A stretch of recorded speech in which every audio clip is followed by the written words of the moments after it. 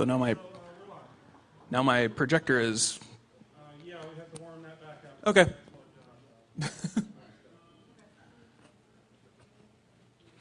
Just fire it back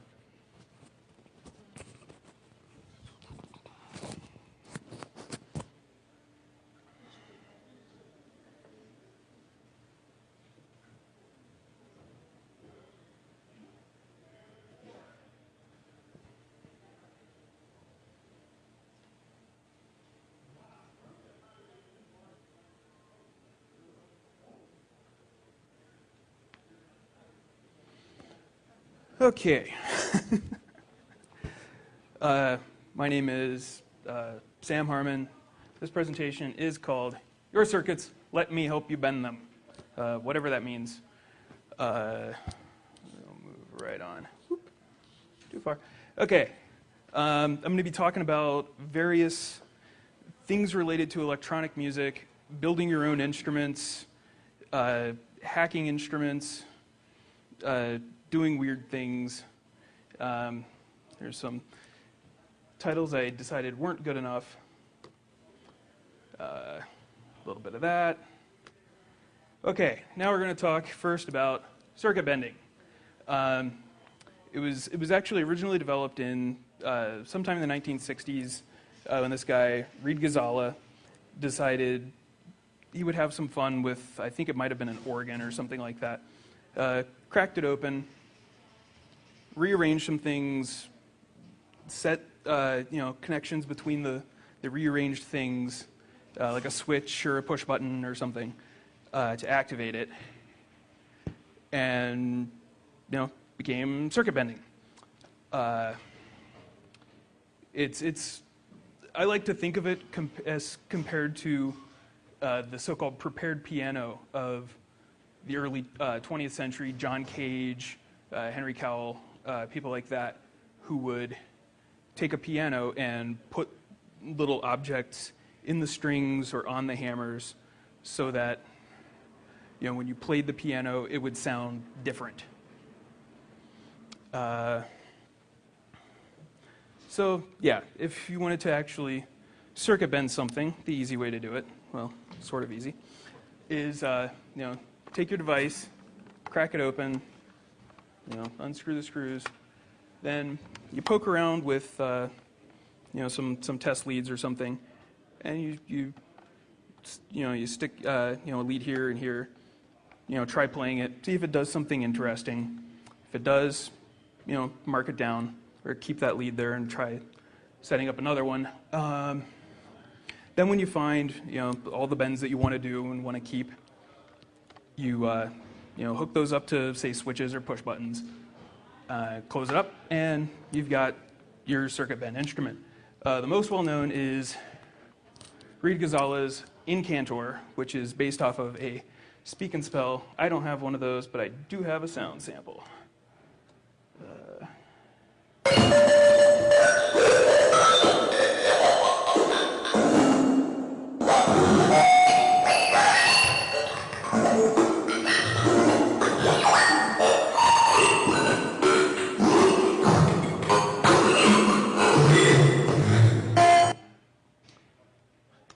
Okay, so yeah, what happened there is, the Speak and Spell was kind of rewired so that, instead of, playing word zap or whatever, it's just spitting out random phonemes.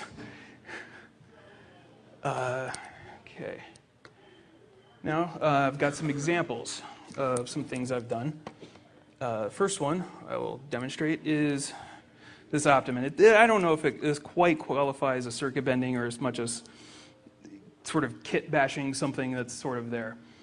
It's originally a Morse code practice oscillator,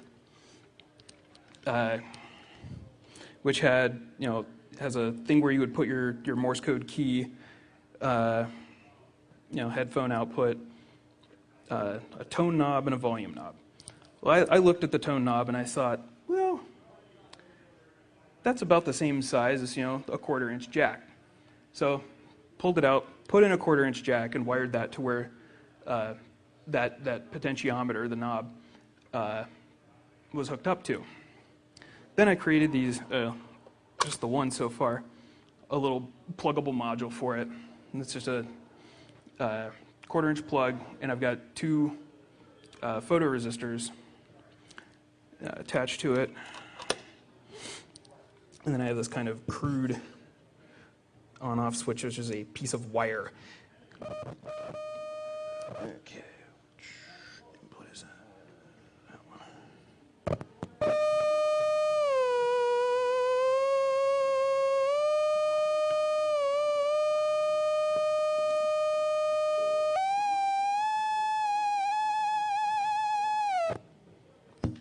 Kind of cool. Okay. Then the next one, I actually did this yesterday. This is a, cheapo Casio PT10 keyboard, perhaps most well known for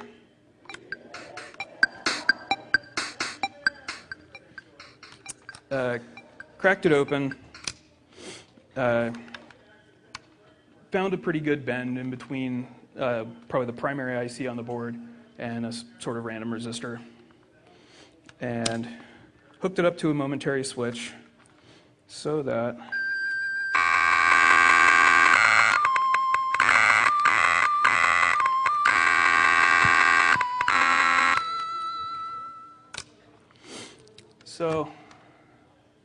that's kind of circuit bending in a nutshell, I suppose. Tomorrow there will probably be a much more in-depth talk. You should go see that. Now there are other things. I like to build a lot of musical instruments from kits. It's a place where you can kind of get your start. Because you kind of got to start somewhere. You don't want to build a modular on your, design your own modular right on the first go. That's kind of challenging. So start with something small, get your soldering skills up, whatnot. Then it can go from something that's really, really simple, that doesn't require any soldering, or you can maybe just snap things into a breadboard or something, to, wow, that's really hard because it's got a lot of surface mount parts, and it'll drive you insane trying to solder it. And the price ranges from really, really cheap to as much as you want. And there's all kinds of things you could build. Got a couple of them here.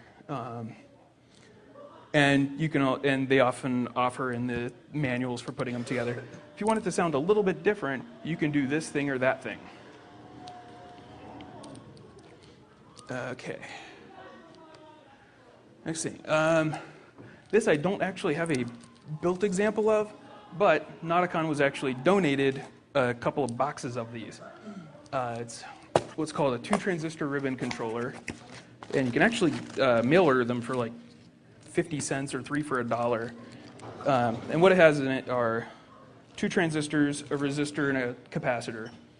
Now, you need to add some things, speaker, the little cheap speaker, some kind of way of powering it, some wire, use some cables with alligator clips.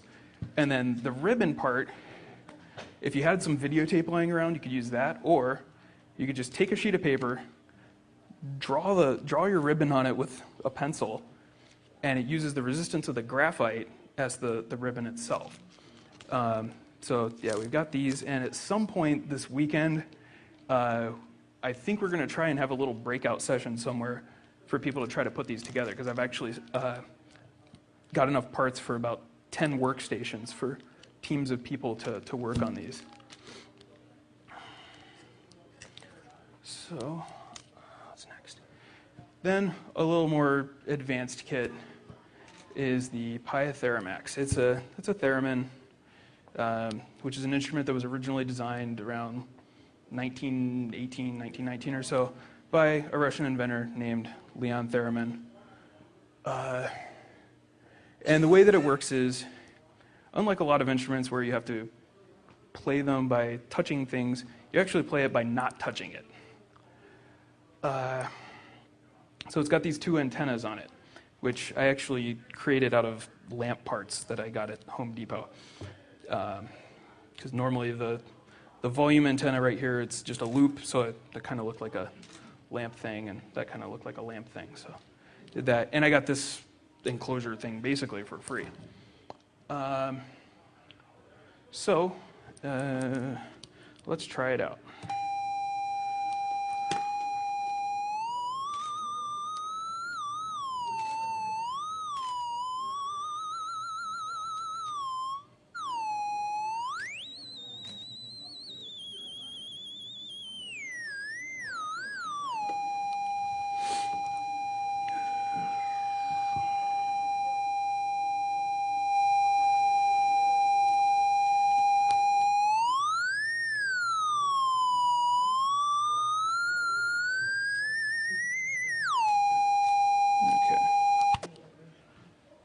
So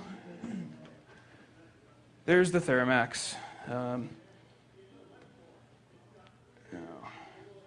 Now let's say you've built some kits, you're thinking that's pretty cool, and you want to move on to the next thing.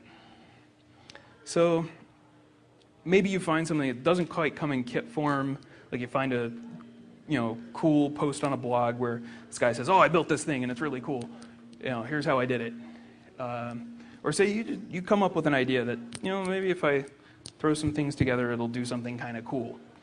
And there's a lot of different ways that you can do your circuit board construction. You could use a breadboard, although, where you just kind of plug things into the breadboard and then, connect things with, little wire traces and whatnot. That's really, really simple to do, but it's hard to take it places because the little wires will pop out, and then you have to remember where they went. You can use a generic circuit board. I'm kind of fond of this, personally. Actually, Radio Shack has this dual IC board, as they call it, which can accommodate like an IC with up to 20 pins, and it's got necessary traces that you can kind of jumper things around. Now, however, the traces on these aren't very good, and they burn or they come off, and it makes me angry. Probably the best way to do it, although it's kind of resource intensive and time intensive, is to actually etch your own circuit boards, where basically you get a board that has a copper, it's called copper-clad board.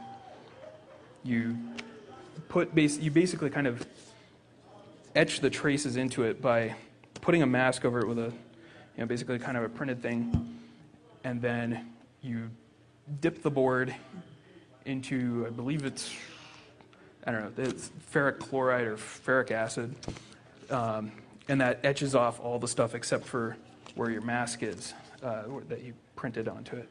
And then what you have to do is you take the board and you have to drill all the holes for all the components. Now this is actually a kind of well-known circuit. It was actually originally developed in 1980 by a guy named Forrest Mims III. He's kind of well-known amongst electronics. He wrote a bunch of little pamphlets that got sold at Radio Shack long, long ago. And this circuit was in one all about the 555 timer chip. And it was called the step tone generator. And it actually uses what's called a 556, which is which has two of the 555 timers built into it, and it kind of does this square wave oscillator thing. A couple of years ago, these guys known as Caustic Machines, they actually took the thing, they made a couple of little tiny changes so that instead of having a little tinny speaker hooked up to it, you can actually hook it up to a line level output. And then they decided, because it kind of sounds like something out of a video game, they're going to call it the Atari Punk Console. Last summer, I decided I wanted to build one of these, and because I'm really, really lazy and don't want to etch a board or mail out and buy one, I managed to get it to all fit on one of these little boards. So there we have it, and I'm going to look at it in a little more detail. There's the schematic, there's the board. That's what I turned it into. Now we'll...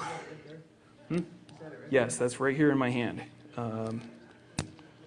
Now mine's actually kind of special because for some reason it only works when I touch these two traces with my finger.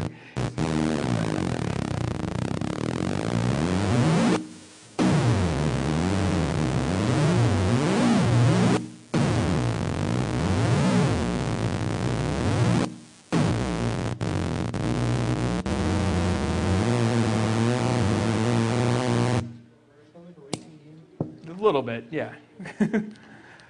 Okay. And then another direction you could take, instead of sort of doing discrete circuits or whatever, you could use an embedded system. And this is an approach I'm kind of fond of lately. Basically, the idea is with an embedded system, you have a kind of computer on a chip thing, where the one thing actually contains the CPU. It's got a little bit of RAM, like 16, 24K, something like that. Some storage area, and some number of bits of input and output. Sometimes even analog input that it'll sort of set itself. And there are two kind of major manufacturers in the space. One is Parallax and their PIC processor. It's probably the more well-known, more commonly used, and there's a project called MIDIbox that they build all kinds of crazy things. Sort of the MIDIbox platform uses a PIC processor, and then there are things that attach to that. They have a board that works with the SID, the Commodore 6581 sound chip, so you can actually, instead of having a Commodore 64 making the sounds, you have the SID thing just doing the sounds, and you're controlling it via MIDI or something else. And they also have a board that works with, I forget the manufacturer, Yamaha, I believe. It's a FM sound chip. And then they have other projects where you could have like a box that just has a whole bunch of knobs on it, and they control MIDI signals for other synths and things like that. And as I mentioned, then there's the other company, AVR, Atmel. Their processors are known as the AVR. It's just a kind of a different thing. And there's kind of a few projects using it, one of which is AVR Syn, which I think we'll see a little bit later. And as I mentioned, PIC is probably more popular, but AVR is kind of coming up in the world, in part due to Arduino. Arduino is a physical computing platform, as the people who designed it call it. And it's based on the AVR, the Atmel ATmega 168 currently. It was originally a slightly less powerful processor, but they beefed it up in a later revision. And this is actually a kind of scaled down version of the wiring.org environment, which also uses a similar processor, and but it's a little bit bigger, a little more powerful. Whereas this one, it's kind of small and does whatnot. The software, the Arduino environment, it's an open source thing. I think the environment is actually written in Java. There. We'll fire it up. And basically, you write your code for it in more or less C. It doesn't actually have a main. It actually has a start and a loop, but you could pretend that main says start and then while true loop. And you can, you basically write code that affects the digital and analog pins and reads them and writes to them and does stuff.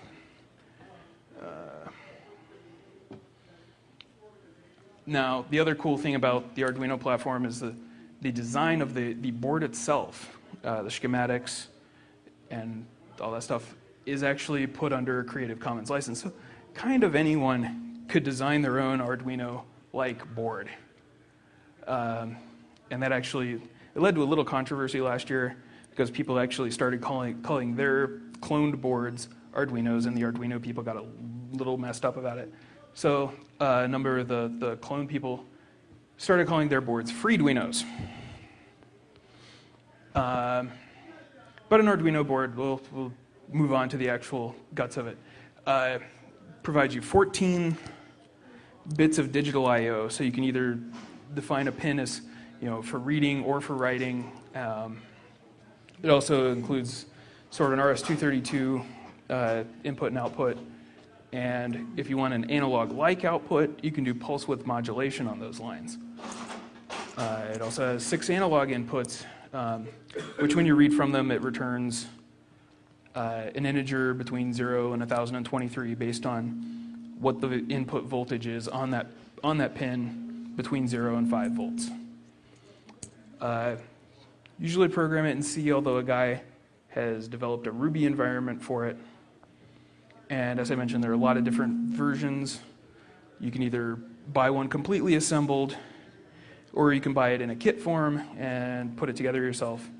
The main one usually uses USB. The kit ones usually use something a little different, a kind of TTL-based serial.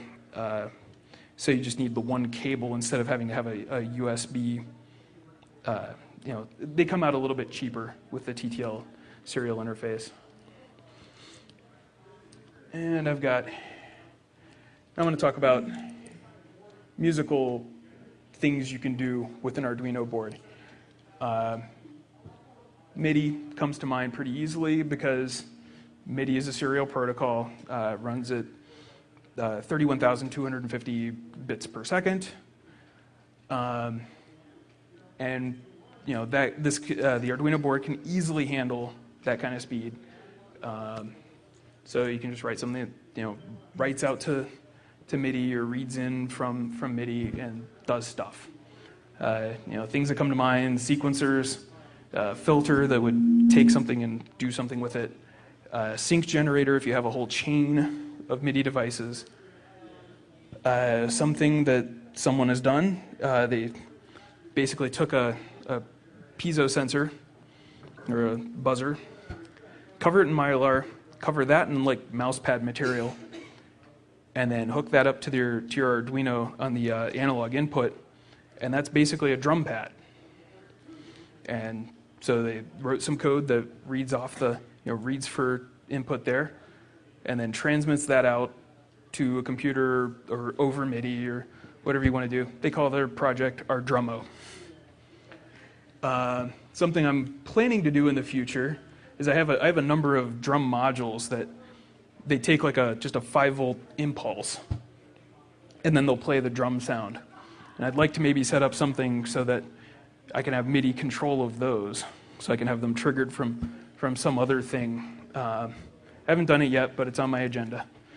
Another thing that I kind of theorized that someone could do is make a MIDI to control voltage output adapter for an older analog synth, like if you have an old Moog or ARP or something like that. You could create your own digital to analog converter, and use 7 of the lines for that, 1 line for the gate that controls whether it's actually playing or not, and it would probably work relatively well. Another project that has been on my agenda for a while, and I haven't quite finished it yet, is a sort of implementation of an instrument from the late 1890s, I believe, called the clavier at Lumiere, which is imagine an organ keyboard, but rather than playing sounds, it displays colors. And at some point, I'm working on something that will do something like that using an RGB LED so that you can set up the colors. Now let's actually talk about projects that are done. I have here an 8-step MIDI sequencer. It transmits, it's a little hard to see, and it's kind of delicate right now, but it has 8 steps that represent 16th notes. For each note, it reads off of the analog input, whether or not, what the note value is that it's going to play. Sends a MIDI clock signal 6 times per note, because that works out to the 24 pulses per quarter note that MIDI clock uses.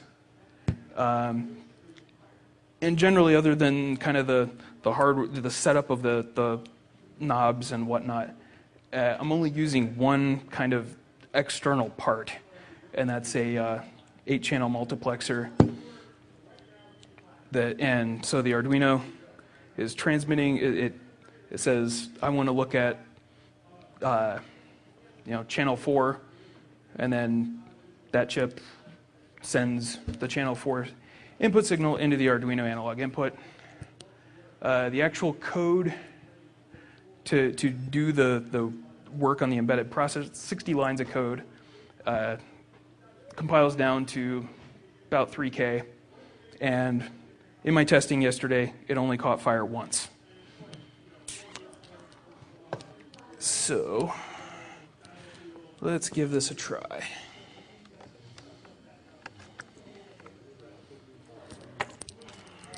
Okay. This here. I think that's the right one. Yeah.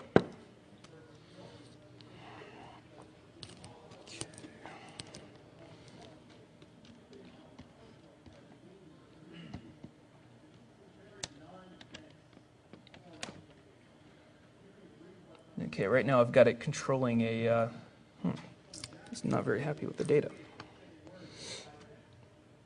A little Yamaha tone module, and it should be reading the MIDI data. Does not seem to be very happy with it right now, which is alarming because it worked earlier today. Oh well, this happens sometimes in the music world, the DIY world. So we'll move on to other things that you can do with an Arduino. Let's talk about actually trying to use one as some kind of synthesizer, some kind of thing that makes noise.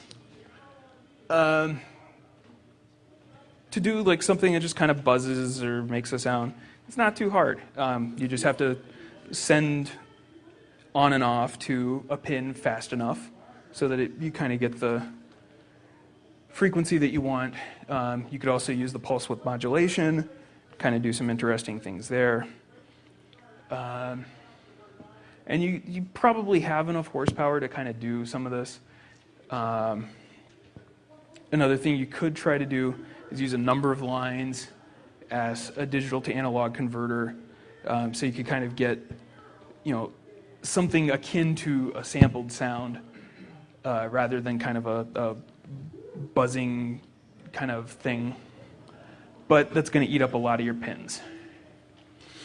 You want something of 8-bit sort of quality. That's 8 pins. You have 14 total, so you might lose some control. Another thing you could do is actually interface to some kind of chip, maybe something like a SID or an emulated SID, as somebody did. They actually implemented all the SID logic into a similar AVR CPU and are using an Arduino to actually handle the control of it. I have another little theremin-like thing, pretty simple.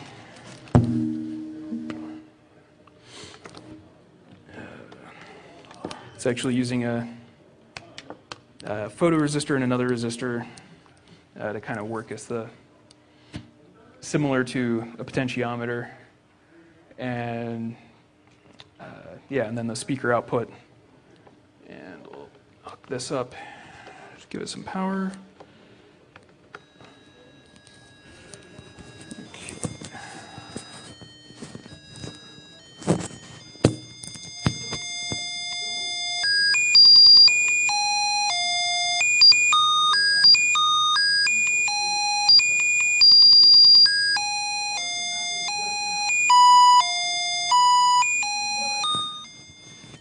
not the smoothest sound in the world, but not bad for 20 lines of code.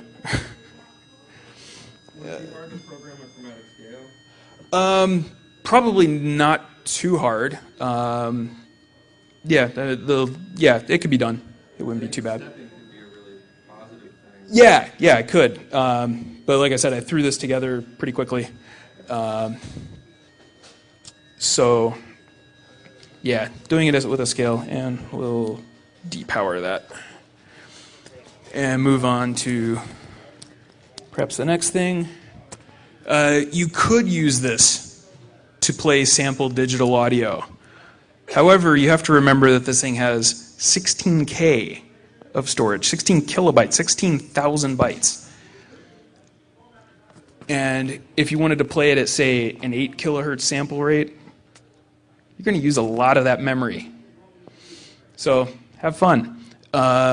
You could try to do something like use an external memory sort of thing.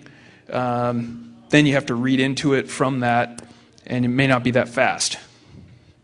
Another thing you could do is actually use it as a control mechanism, get some kind of cheapo voice recorder toy thing, and try it that way. That might work.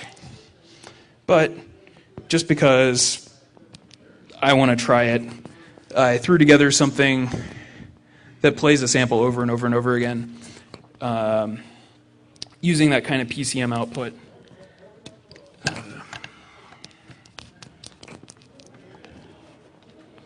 Make sure I got this right. Yes.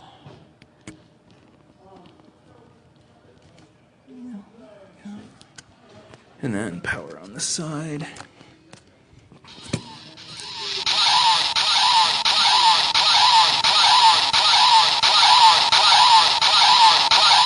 Yeah, so all it does is it plays a sample of int80 saying block party over and over and over again.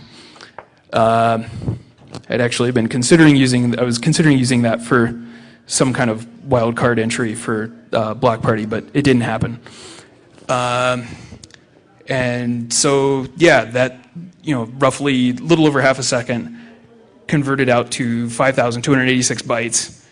And so my entire executable is almost 9K. So that's, starting to if you wanted it to do a lot of other things, you're going to run out of space. We could also talk about FPGAs, but I think I'm going to leave that to the discussion in the next room, in the next hour. But people have been doing some things along those lines. I just read the other day that I guess NOTACON did some experiments along those lines, and kind of thought it was kind of cool. Now we'll talk a little bit about software, because sometimes you just don't have the space to do all this kind of stuff or whatever. So you could do software DIY. And you don't even have to be a programmer. Doesn't hurt, but there are a couple of platforms out there, one for Windows, one for Mac OS X, that you can use to make your own plugins. I'm kind of fond of the one for Mac OS X because I run Mac OS X. Then there are other things out there that you could do some musical craziness with. Max MSP is pretty well known.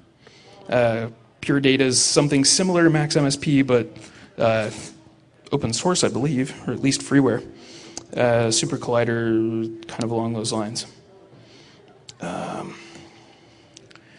Now, I'll show you an example of something I threw together using Sonic Birth that I like to call the shortwave emulator.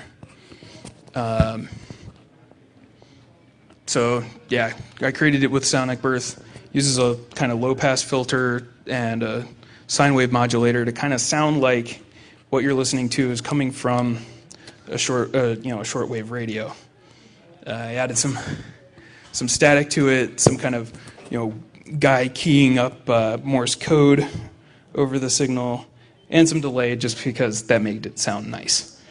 So let's fire up Sonic Birth. Okay, let's see if this works.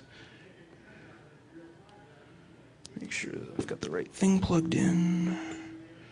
No, that's not the right thing. this one. Nope, that's not it either.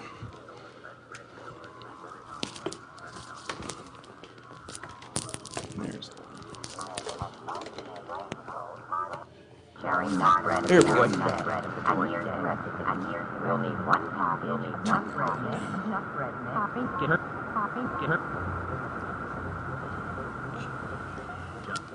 Up the street, turn in at the white gate, up the red brick steps, and down the hall through those swinging doors, and over to that breadboard, better known as Katie's Kitchen. And here she is, Katie Forbes. And it's an easy to make and most flavorful cardamom cherry nut.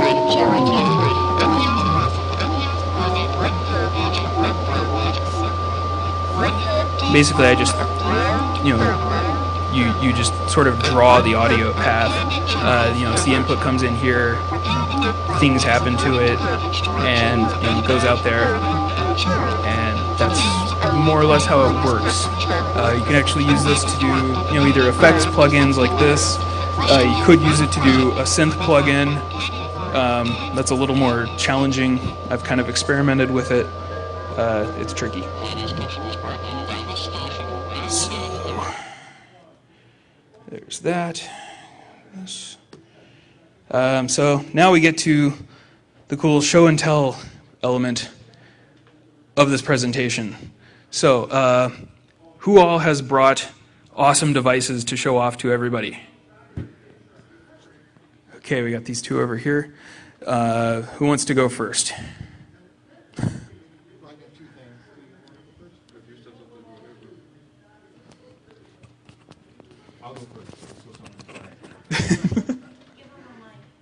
Yeah, we'll see if this one works. Plug it in if you're ready to go. Yeah. Yeah, let's create a little space here.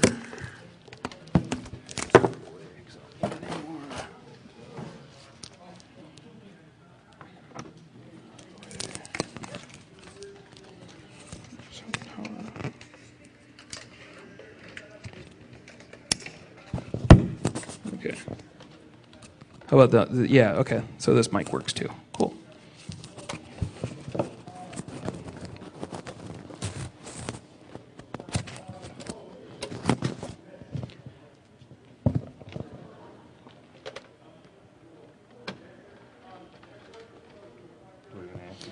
Yeah, there's some outlets over here, if you can reach them.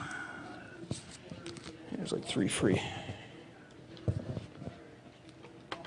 Oh, wow.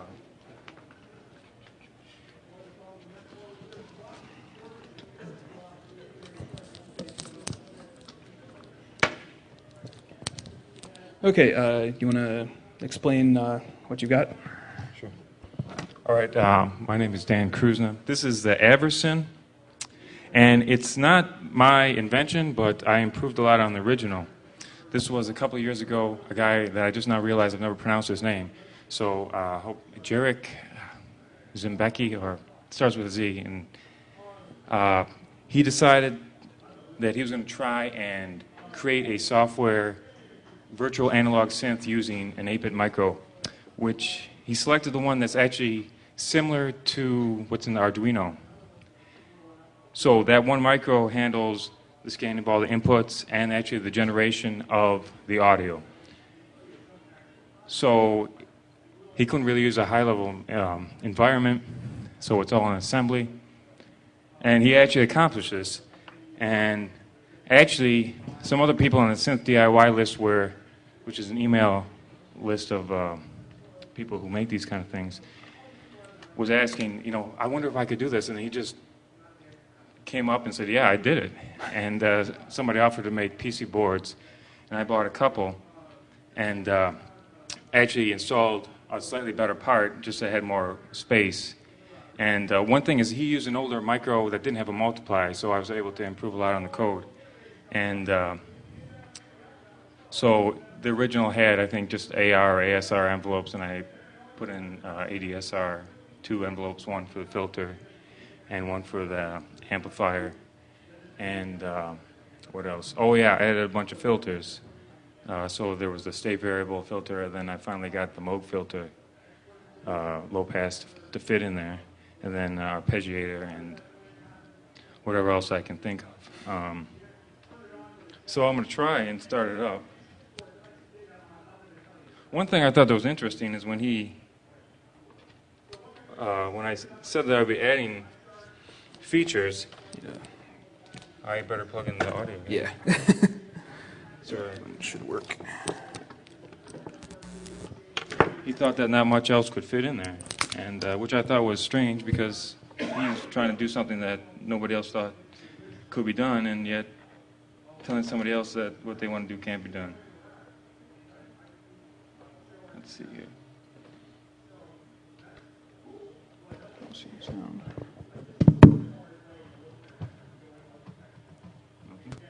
I'm seeing sound on the mixer. It's not. I think it was 3.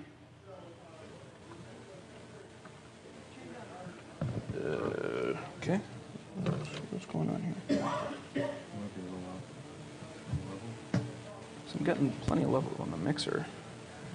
How about now?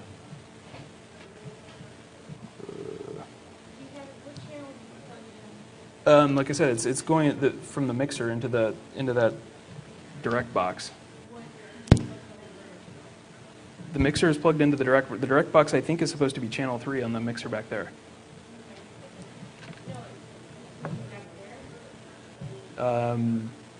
No, I think it's up there.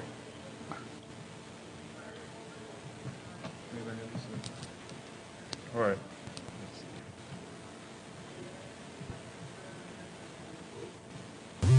There we go.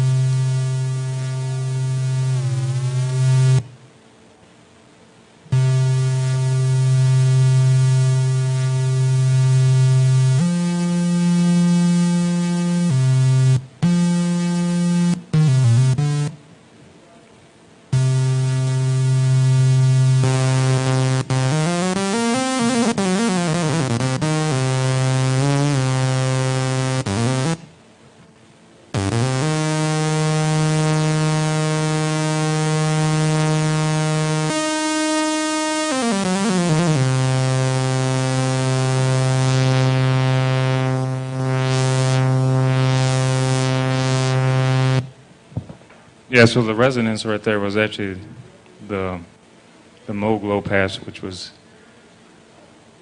actually, it was hard to code, but somebody wrote a paper about it. They had it at an audio conference. And has a nice mathematical description, and I guess a lot of the ways to make things fit into this kind of processor is mostly lots of tables. That filter took lots of inverse tangents, so you have to make a lot of compromises and say, well, I can make an 8-bit table that approximates this function, and because I got to do it 7 times, and now it takes 2 cycles, and so it's a lot quicker, but it doesn't sound as good, but it's possible, so that's what you got to do.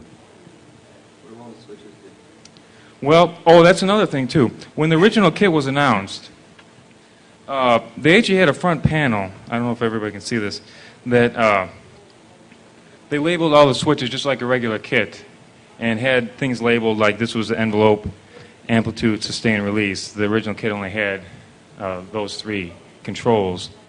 And I decided that since I was going to be adding to the software, I wouldn't label anything because I didn't know what they were going to do at the time. Plus, writing on the cases, it looks a lot better without the writing because that's where I fail pretty badly in making cases. So there's things like there's 2 oscillators, so you can transpose each one individually, but then one of the knobs has a detune for the second oscillator. There's different modes, like you enable the arpeggiator, which actually is a good idea. So there's that mode. There's a distortion, which basically XORs the 2. XORs the 2 oscillators together. You can turn off one of the envelopes, so just to get a gate, which wasn't that switch. You can sort of hear the clicking as it starts because it's instant on. And then other things like switching if the LFO controls the filter or the what else? The pitch. So I actually remap these things from time to time. I'm working on a new version and make a new board with the X Mega parts, and which will have a bunch more knobs and maybe not as many switches because I don't really need all these. So not all of them are functional right now. But I do use all of these knobs on my MIDI controller, and so that's the deficiency. I found if you don't know what you're going to do with the control, it's a lot easier to put a knob there because you're going to, at the very minimum, just have, halfway either way count, do the same input as a switch. Is this for LB design? Yep. Yeah. How much are these kits? Oh, I don't know. I bought the board only. It was like $10. I don't know how much the kits are. You burn the board yourself?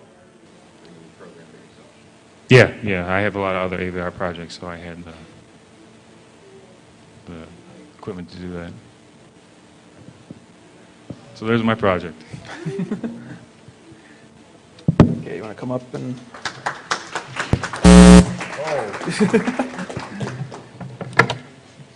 you have an 1/8" input I can? Yeah, we can Like do from that. your laptop? Yeah.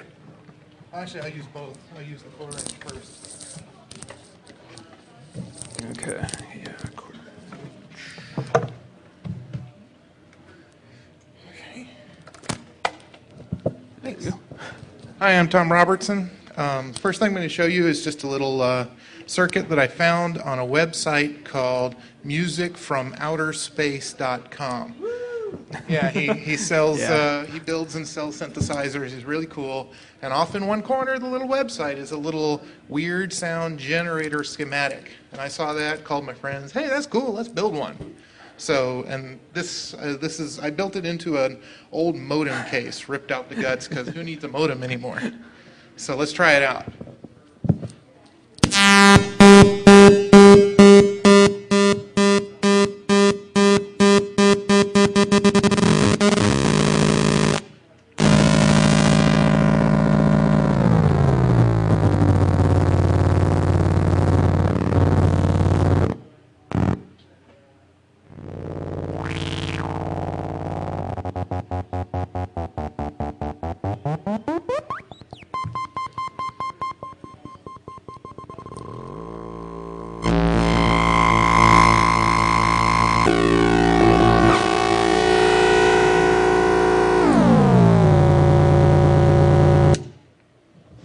So this is basically just 3 square waves, and you wrench them out of a little inverter chip. Yep. And an inverter circuit plus a capacitor plus a resistor equals a square wave. And if one of those is fiddleable, then you've got an adjustable square wave. And then everything else is just matching those 3 square waves together in an interesting manner. It's got some sort of filter on the end of it. It was a neat little project, very easy to do, and fun. Yeah. I think my next project, it's actually not going to be that one, but the Sound Lab, which is like Which is the next big brother. one up. Yeah. Now the interesting thing is that I just went back on musicfromouterspace.com, and now since I built this, he's got a whole kit and everything. So now he's got the weird sound generator, has a kit and a nice faceplate and all the buttons and knobs, and I had to build it by hand. So, okay, and I want to show one more thing. And this is the 1/8 inch. jack Okay. to my laptop. Move this so I can face the laptop. Yeah. This can come out.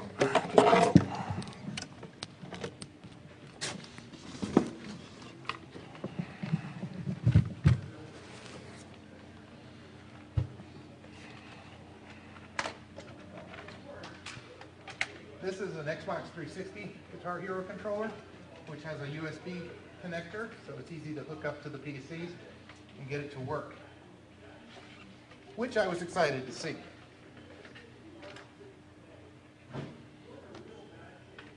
So I had already fiddled with making an instrument out of an Xbox 360 game controller.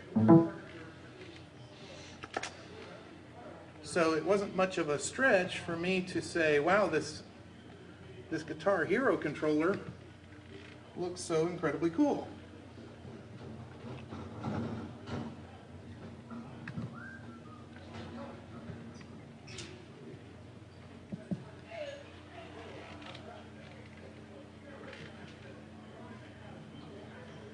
Now, can everybody see that? Do I need to bend it over a little bit or something? All right. So this is at heart an arpeggiator. I'm going to switch over to a nice sound and a nice pattern.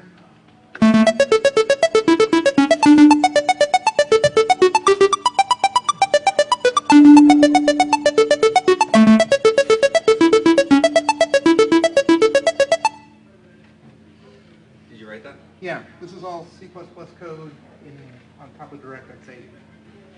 Let me, it's got a tap tempo, so I can get it to go a little faster.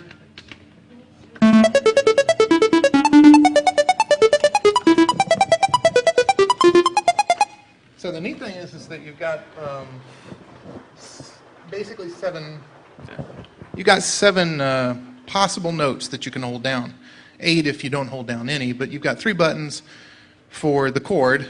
I can sharp it with one more button and I can minor it with one more button. That's all the buttons I've got on this controller. So, I've got various switches over here that I can use to change the behavior of these buttons, but basically playing is all about these buttons and strumming to the beat. You have to adjust its internal speed to whatever you're playing with, the band you're playing with or the instrument you're playing with. But then after that, it's just an arpeggiator, and you just have a good time with it.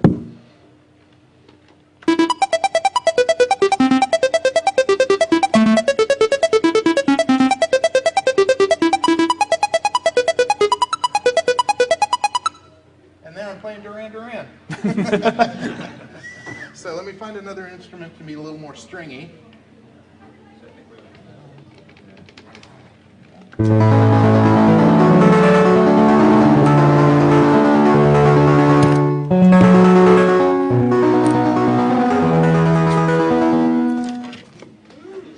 It's called GHX, and you can find it on the website off of YouTube. Just GHX. Guitar Hero Experimental. Okay, that's pretty much everything. If anybody's interested in these ribbon controller kits, got a bunch of them, so come on up. I have something, just real quick. I know we're out of time. Okay. I'm Peter Edwards. At risk of being a little tacky, I've been struggling with whether or not I should come up. I'm doing a presentation tomorrow with Fred Owsley. We're doing another circuit bending presentation, which I think will accompany this one very nicely, so you should all come. And I brought some stuff. I'm not going to demo it right now because I'm going to show it all tomorrow, but I do have a bunch of speaking spells, and at risk of being even more tacky, these are for a sort of maxed out sequencer speak and spell mega unit. So we're going to be showing a bunch of that stuff tomorrow. But I mostly am coming up just because I love talking about this stuff, and so if people want to talk more about circuit bending, I would love to do that. And also the Weird Sound Generator is an awesome kit, and it was so hard to keep my mouth shut while you were showing that. Music from Outer Space is just a fantastic site, and the guy keeps adding more and more material and selling more and more kits, and he's resisted it. I've been following him for years. He hasn't wanted to do it. He has another job, and the demand is so high that he keeps making more stuff. And he sells PC boards regularly, and the new Weird Sound Generator kit is a really good entry-level kit. And I built the Sound Lab as well, which is just a really awesome low-end analog synth, but high-end like noisemaker for the beginner.